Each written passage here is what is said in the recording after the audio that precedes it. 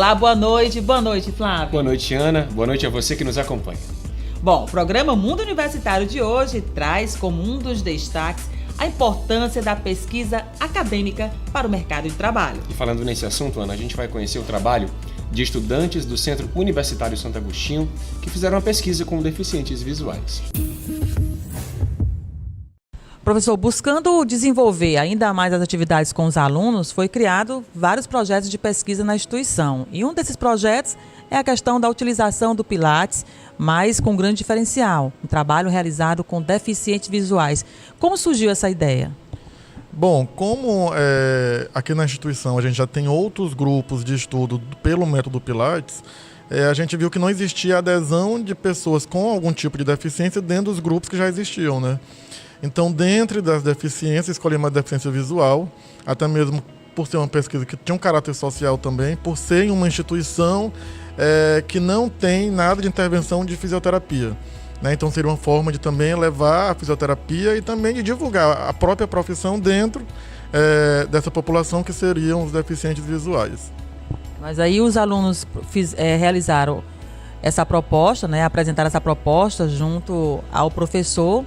E a partir de que momento eles podem ter o aval para iniciar essa pesquisa? Bom, e aí a partir do momento que teve a demanda pelo tema, a gente escreveu um projeto. Esse projeto entrou em uma seleção na instituição para a gente concorrer a uma bolsa, né? Essa bolsa recebe tanto o professor, o pesquisador, quanto os alunos orientandos, né? Uma bolsa financeira. Então, assim, além da estrutura que a faculdade dispõe, ela também dá uma contrapartida financeira para que a pesquisa aconteça. Mas isso é feito uma seleção e aí o trabalho deles foi selecionado. E a partir daí, passou pelo comitê de ética também, né? Após a aprovação do comitê de ética, é que a gente teve a liberação para iniciar a pesquisa. Também após a liberação do local, que é a Associação dos Cegos de Teresina. Agora a gente conversa com a Mona Lisa, né? Mona Lisa, quais foram os desafios que você enfrentou para dar início à pesquisa e desenvolver? A principal dificuldade foi de como fazer as orientações de cada postura. Mas isso logo foi vencido. No segundo atendimento ele já obtinha uma consciência melhor de como realizar o movimento da forma correta. Mas vocês idealizaram esse projeto, né? Que se transformou nesse projeto de pesquisa e claro que vocês tiveram que selecionar por idade. A gente buscou selecionar os pacientes que tinham cegueira total. Porque a gente excluiu da pesquisa os que tinham cegueira parcial ou baixa visão. Porque aí a gente não ia ter como mensurar e poderia ter algum viés na pesquisa. Bom, agora eu vou conversar com o Gabriel, que é o parceiro da Mona Lisa e que realizou esse projeto. Gabriel, vocês definiram a idade, né, do paciente a ser analisado e durante o trabalho, houve muitas indagações dele de como eles podem dar continuidade a esse procedimento? Sim, porque logo no início do método, logo do segundo dia, da primeira semana que a gente realizou o método, eles começaram a gostar, porque eles mesmos não realizavam atividade física. Muitos deles eram sedentários e houve muita essa preocupação deles em continuar, em realizar aquele método, porque o trabalho que a gente fez foi em 15 intervenções. Aí eles perguntavam muito para a gente sobre como eles podiam continuar e outro tipo de exercício que eles podiam fazer também para dar continuidade nesse segmento deles realizar essa atividade física. Quais foram os materiais e equipamentos que vocês utilizaram para desenvolver esse trabalho com os deficientes visuais? Os materiais foram um colchonete, que eles ficavam em cima, porque a gente ficava numa sala lá, em que eu e a Mona Lisa a gente atendia um de cada vez e a gente passava orientações para eles. Então a gente só tinha... Primeiro, a gente tinha os métodos de avaliação, que eram os bonecos, que era a avaliação corporal. A gente tinha a câmera fotográfica, que era a própria parte da avaliação também. E sobre a intervenção, o que nós tínhamos era o colchonete e uma bola mesmo de tamanho médio, que a gente utilizava para eles para realizar o método Pilates. Você, como pesquisador, juntamente com a Mona Lisa, claro que vocês enfrentaram alguns desafios para realizar esta pesquisa, mas vocês têm em mente realizar outras pesquisas que possam beneficiar a comunidade? Sim, a gente está pensando muito nessa pesquisa em atenção básica, que que hoje em dia é um problema sério no Brasil e muitas pesquisas são voltadas a isso, nessa atenção básica da mídia brasileira, nessa nova realização de pesquisas. E a gente pensa sim em um futuro mestrado, doutorado, aplicar novos métodos de exercício. Pode ser o Pilates, pode ser outro tipo de exercício, e também em outros grupos. Parabéns pela orientação aos alunos. A gente vê que é um projeto de pesquisa que deu bons resultados. Agora, para os nossos telespectadores que acompanham o mundo universitário, é bem legal agora o senhor deixar algumas dicas que possam ser, exercícios que possam ser realizados em casa. Eu sou suspeito para falar do método Pilates, porque é o método que eu defendo mesmo assim dentro da fisioterapia, porque ele pode ser aplicado criança, adolescente, adulto, idoso, todos com bons resultados. E um outro ponto é que ele pode ser realizado em qualquer ambiente, não necessariamente precisa ser um estudo de Pilates, que a gente está mais habituado a ver, mas quando você tem uma boa orientação de como o seu corpo tem que ser trabalhado, você faz Pilates vendo televisão, você pode fazer Pilates estudando, né? Você tem que ter uma consciência corporal, de ter um abdômen contraído, aprender a fazer uma respiração que vai trabalhar a musculatura respiratória e abdominal, né? Aprender a ter uma contração do assoalho pélvico, né? Que é segurando o xixi, como a gente fala popularmente, para também trabalhar essa musculatura. Então é um método que ele trabalha o corpo todo, em todo exercício que está sendo realizado. E assim, é importante ressaltar que você tem que ter um profissional para lhe orientar. Mas depois que você tem as orientações, o Pilates você não faz como atividade isolada. Você está fazendo Pilates ao longo da vida, né? Então eu estou aqui dando uma entrevista, eu posso estar aqui com tudo contraído, né? Estou praticando meus princípios do Pilates, né? Então é realmente um método que para paciente deficiente visual, para paciente deficiente físico, para o idoso ou para quem não tem nenhuma deficiência, um método completo. E agora a gente vai para um breve intervalo comercial. O programa Mundo Universitário volta no próximo bloco.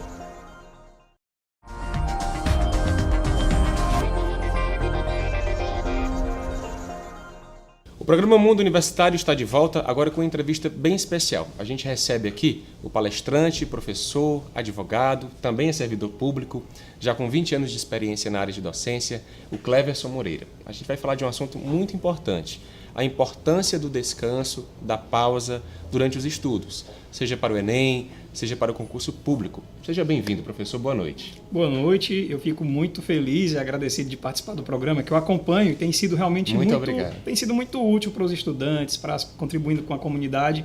Tenho acompanhado como coach de estudos e concursos também esse trabalho do mundo universitário. É um prazer estar por aqui. O prazer é todo nosso. O programa veio realmente para dar uma preenchida nesse espaço da TV local, né, sobre educação, sobre os diversos assuntos nessa área. E a gente quer também tratar sobre os problemas do dia a dia. E entre esses problemas a gente observa a questão do descanso. Alguns alunos, alguns estudantes exageram no descanso, nos intervalos, nas pausas, né? Outros esquecem totalmente, né? Se dedicam incansavelmente aos estudos. Como a gente pode fazer, professor, para organizar isso? Qual a dica que você deixaria para a gente? Excelente. Eu considero esse tema muito importante, Flávio, porque geralmente se associam estudos produtivos à quantidade de horas, à exaustão dos estudos, e não é por aí. O lazer e o descanso, que são até coisas diferentes, são muito importantes. O lazer só é problema em duas situações, quando ele está em excesso ou quando há falta de lazer. Mas o lazer é exatamente a oportunidade de dar ao cérebro a capacidade de higienização, de dar a ele a revitalização necessária para ele voltar ativo. Aquela respiração, né? Exato, a grande pausa que o cérebro dá. Inclusive, pesquisas provam que se você não der essas pausas, ele vai fazer automaticamente. É quando o estudante está lá, pensando que está estudando, e o cérebro dele não está mais. Não assimila mais. Não assimila mais, não rende, dá aquela sensação. Eu li isso, acho que eu não li. Ele pensou que leu, que aprendeu e não entendeu. Então o próprio inconsciente, né, parou, já que a pessoa não decidiu parar. Exatamente. O inconsciente está obrigando a pessoa a parar. Fez as pausas dele, precisou, né? O corpo ele precisou reagir em favor dele mesmo, da sobrevivência dele. O cérebro tem fases de captação, fixação, memorização, e essas fases elas precisam ser entendidas pelos estudantes para que ele respeite exatamente o tempo de produtividade e o tempo também de descanso e pausas. Não pode haver excesso, mas elas são muito importantes. A gente observa, professor, por exemplo, o estudante do ensino médio que está aí no ano de Enem, como este ano, por exemplo, né? aquela pressão familiar, a pressão dos amigos, a pressão do cotidiano mesmo, do meio em que vive, de ver um colega que já foi aprovado e de ver o seu sonho ainda um pouco ali inatingível.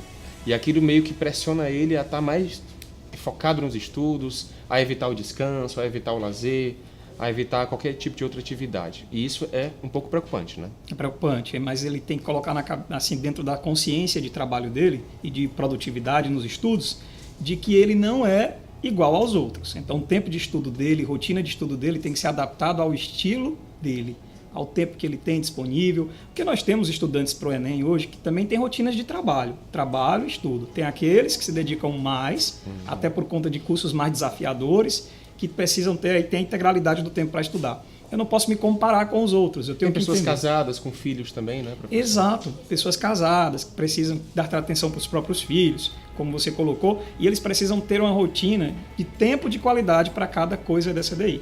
Mas quando ele define dentro de um planejamento assertivo, o tempo suficiente tem que ser um tempo contumaz, um tempo adequado para ele captar, para ele render, e dentro do estudo ele consegue desenvolver as técnicas necessárias e adequadas, aí ele consegue render muito mais.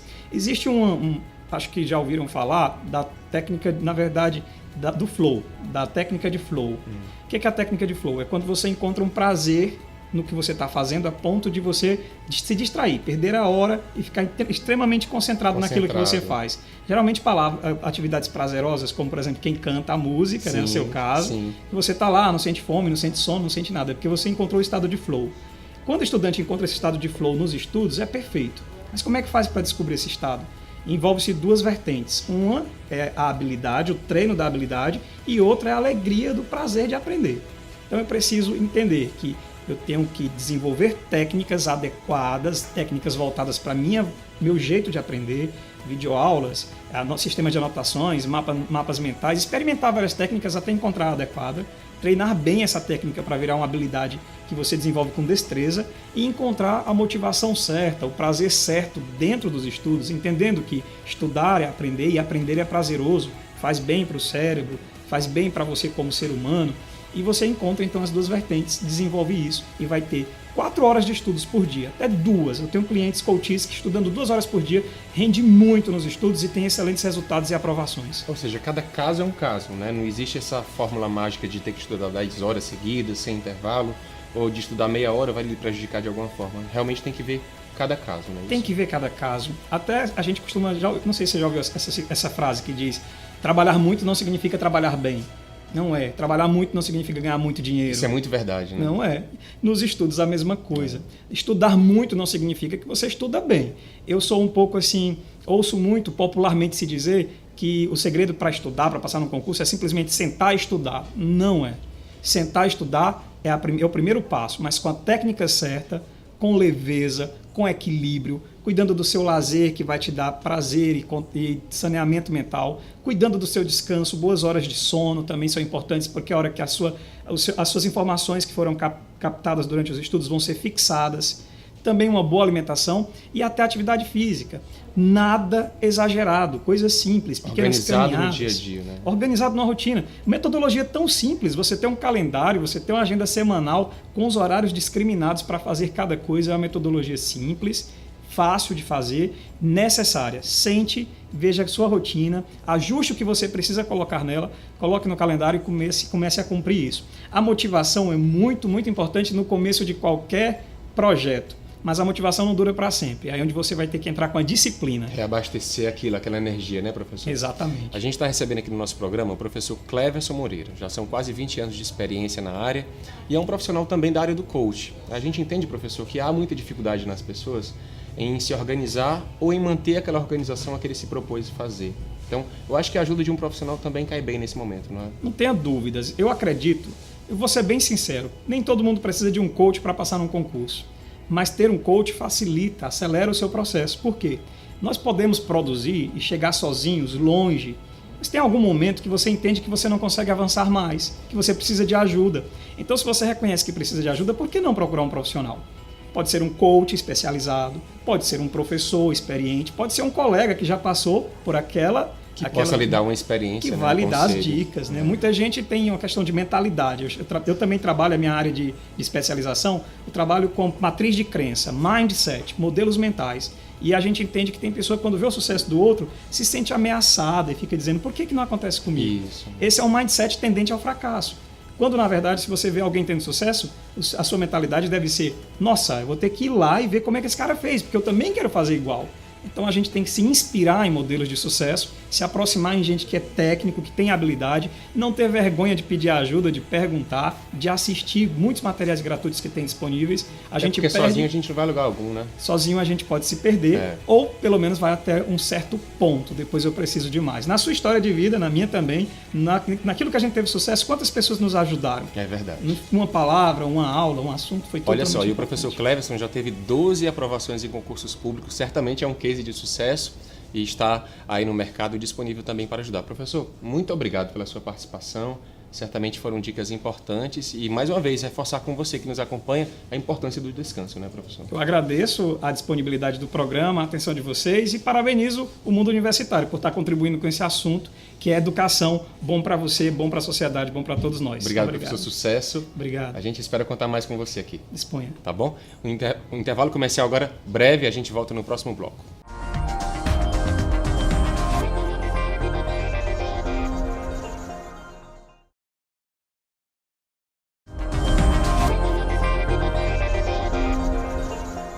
Olá pessoal, o quadro Atualize de hoje traz uma proposta diferente. Já perceberam, né? A gente está aqui no chão, sentadinhos, porque nós vamos falar sobre meditação. Os benefícios da meditação para o processo de ensino-aprendizagem. Estou aqui ao lado da instrutora de yoga, Aline Ribeiro, maravilhosa, já estou tranquilo, calmo. Inicialmente, quais são os benefícios que a meditação pode trazer para o nosso dia a dia, uma vez que cada vez mais estamos ávidos por informação, uma sociedade que nos exige, estamos sem tempo, estamos sem tempo para dar atenção ao filho, ao amigo, à família em si, para nós mesmos às vezes, né? Então como é que a meditação pode inclusive nos auxiliar nos estudos? A meditação ela vai te trazer primeiro para o momento presente aqui agora. Então essa consciência de você, aonde você está, como você está. Essa consciência do seu ser como completo. Então, esse excesso de informação, você vai saber filtrar melhor o que realmente é importante e o que não é necessário. Então, a meditação ela já vai te trazer essa coerência no que realmente é importante você focar, no que realmente é importante você gastar energia ou fazer o movimento. Para o estudo, ela é altamente importante, porque já tem vários estudos da neurociência que já mostra e prova que a meditação ela auxilia na conexão, né, dos neurônios, fica melhor para se concentrar, absorver a informação de melhor qualidade. E isso a meditação te traz. Porque quando você medita, também você se conecta com a respiração e isso oxigena todo o teu corpo, você se concentra melhor. Então já tem vários benefícios, né, cientificamente já comprovado. E aí é um ponto bastante crítico, que é a questão da disciplina, porque o estudo te exige isso. A disciplina, principalmente aquelas pessoas, alguns alunos que passam muito tempo debruçados sobre os livros. Eu mesma, por vezes, eu ficava de até 9 horas estudando, e isso te exige fisicamente e mentalmente, né? Como é que a meditação ela pode te ajudar? Porque você me colocou numa postura aqui que o negócio não está muito bom, não. Eu já estou sentindo dor física. Uhum. Mas isso faz parte do processo, não é mesmo? A meditação, a prática diária da meditação vai te ajudar a otimizar o teu tempo. Porque você vai aprender a focar, a se concentrar. No yoga, a gente chama de dharana, concentração. Então você otimiza um tempo, um estudo, porque você está capaz de absorver com qualidade aquele conteúdo em um menor tempo possível. Então isso vai te ajudar a ter mais segurança no que você está estudando, porque você realmente está sentindo que está absorvendo. E com relação à postura de estar alinhado, de coluna alinhada, é uma postura bem básica da meditação. Por isso que o corpo, ele tem que também ter os movimentos adequados para que você consiga ficar confortável. Porque não adianta você fechar os olhos e ficar pensando na dor na coluna, né? Você também vai desapegar dessa dor. Porque você vai aprender também com a prática do yoga, por exemplo, que tem os asanas, que são as posturas físicas, que vai fortalecer, alongar e deixar você confortável para a meditação. A meditação vai te ajudar também a entender em que ponto você está. Se realmente aquilo é para você, se realmente essa cobrança faz sentido ou não. Só você estando ali 100%, né, que a meditação vai te ajudar a você estar com a atenção plena naquele momento, naquele segundo. Quando você está nisso, isso 100% seu, não tem espaço para mais nada. Então você dá o seu melhor ali naquele momento. Então a meditação ela vai te ajudar em N fatores. Alguns alunos montam o horário de estudo como uma prisão Uma mesmo. prisão. Tem que ser aquilo, 10 minutos para ir ao banheiro, 10 minutos para lanchar, e não é isso. Não é isso. Então quando eu entendi o que é disciplina, que é eu, Aline, pegar o meu contexto do dia, a minha vida, e dizer o que eu quero fazer e me colocar dentro desse ter que fazer de uma maneira amorosa, entende? Então eu tenho uma disciplina que eu sigo, que eu sei que é bom pra mim, por mim. E aí isso fica leve. E aí é como eu falei, quando eu faço essas práticas diárias, o meu estudo ele é otimizado, o meu trabalho é otimizado, as minhas relações com as pessoas ficam mais leves e mais fáceis de lidar, porque eu não levo pro pessoal, eu sei o que é meu, eu sei o que é seu. E então a meditação ela tem uma ampla possibilidade de você ser realmente melhor para você. E aí quando eu sou melhor para mim, o meu contexto todo se alinha, se equilibra. E a disciplina ela é leve, porque é a autorresponsabilidade da minha vida. Sim. Porque não adianta eu estar rígido numa coisa, é porque eu tenho que estudar, eu tenho que estar limpo. É porque eu tenho que fazer, eu sento ali 8 horas. E eu digo, e você aproveitou o que dessas 8 horas, de verdade? Aproveitamento, o rendimento. O rendimento é quase nenhum, porque você tá chateado, tá zangado com você mesmo, ou tá preocupado com a prova que é, sei lá, 3, 4 meses, e você não vive o momento presente. Aline, é possível nos dar algumas dicas básicas para quem é iniciante como eu? Então, a primeira coisa é você se sentir confortável na postura. E aprender a simplesmente deixar o ar entrar, o ar sair pelas narinas. Né? Você se concentrar na sua respiração e você pode fechar um pouco os olhos. E sente essa respiração, sente o ar. A respiração, ela é a base, né? Que você vai se permitindo, aquela respiração que é curta e rápida. Aí você permite expandir os seus pulmões, permite levar lá para o abdômen, com leveza, e solta devagar. E aí você vai permitir os pensamentos fluírem, sem criar, sem apego. Você vai deixar fluir, eles vão vir. E aí você deixa fluir, que nem o rio que passa. E aí volta a sua atenção com tranquilidade e gentileza para a sua respiração novamente.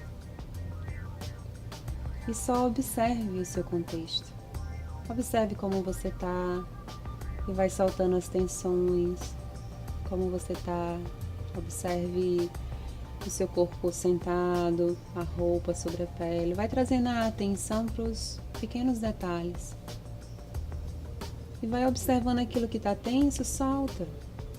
Simples.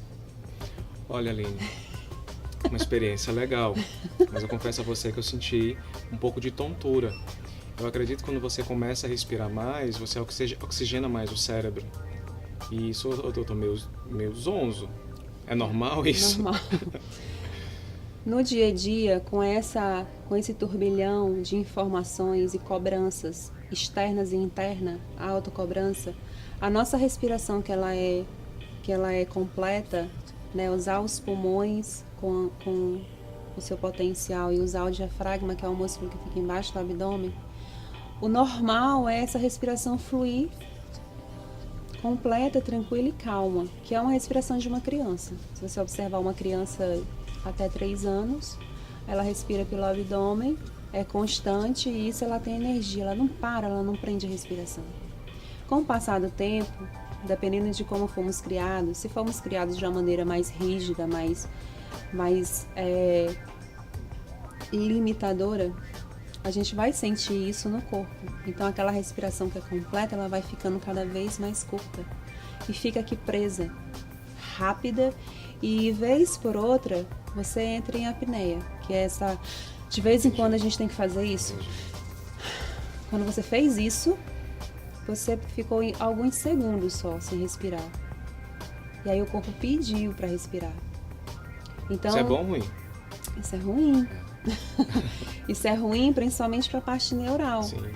Porque eu não levo oxigênio, né, para o cérebro. Eu limito a oxigenação para o meu corpo. Se eu parei, imagina, eu parei alguns segundos. Então por isso que a gente faz o corpo pede para respirar. E um outro ponto, eu senti também como se fosse uma liberação muscular durante a respiração. Sim. Então, só para fechar, né, da tontura. Então, quando você amplia essa respiração e oxigena, às vezes como foi rápido aqui, não dá tempo do corpo se adaptar a esse novo momento. Então, dá aquela tontura, dá um pouco de, às vezes, né? Nem sempre. Por isso que a meditação requer um preparo antes, para você só parar e sentar e respirar e meditar. E essa sensação do corpo é como você percebe que você é tenso. Isso é verdade, bastante. É uma tensão, né, de querer fazer as coisas tudo com perfeição. Gente perfeccionista geralmente é assim. Gente, é muito real. Tem vários estudos que comprovam, até naqueles momentos, assim, você tá uma manhã inteira, por exemplo, 4 horas, 6 horas, naquela tensão de estudar e não tá conseguindo mais, só você naquele momento parar um pouco, fechar os olhos, respirar, oxigenar o seu cérebro, mudar o foco do problema. Pode marcar no relógio 1 minuto. Isso é muito real, sério. Faz isso, quem está aí estudando para concurso. Faz isso, marca no relógio 1 minuto, respira profundo, tranquilo, de olhos fechados. E quando você abrir o olho novamente e olhar para aquela situação, é outra. Você vai, é como se fosse assim, clareia tudo, porque você volta o foco para você, tira do problema. Maravilha. Aline, só para a gente encerrar, você trouxe para nós o que é isso? Sino tibetano. Sim. E a principal função dele, como é que ele é utilizado durante a prática da meditação? Bem, ele é um sino tibetano que ele vibra um som de terapia mesmo, de cura, né? E esse em específico, ele vibra no nosso chakra cardíaco, né? A gente tem vários centros de energia no nosso corpo, que dependendo do som, você aciona, né? Tanto para o bem como para o mal também, né? Então, muito cuidado com as músicas que você escuta, que isso vibra, reverbera no seu corpo.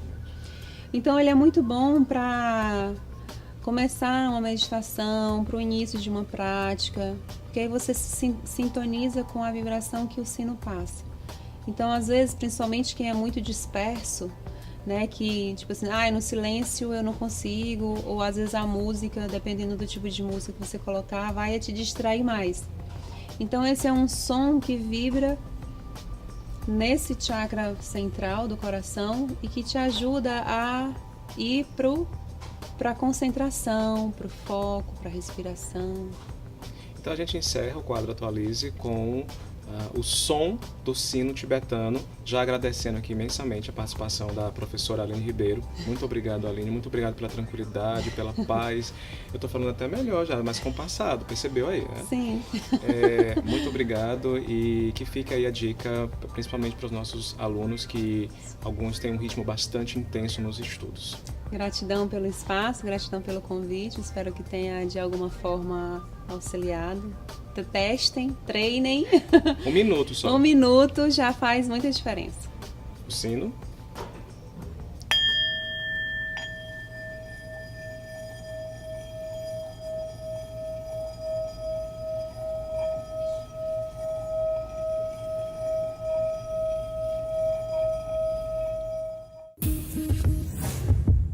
O programa Mundo Universitário vai ficando por aqui. A você, muito obrigada pela sua companhia. Você pode nos ajudar a fazer o Mundo Universitário. Confira nossas redes sociais e nosso endereço eletrônico. Participe! O Mundo Universitário realmente é feito com a sua participação e a gente aguarda. A você, um excelente final de semana e até o nosso próximo encontro. Tchau, Washington. Tchau, Ana, e até o próximo programa.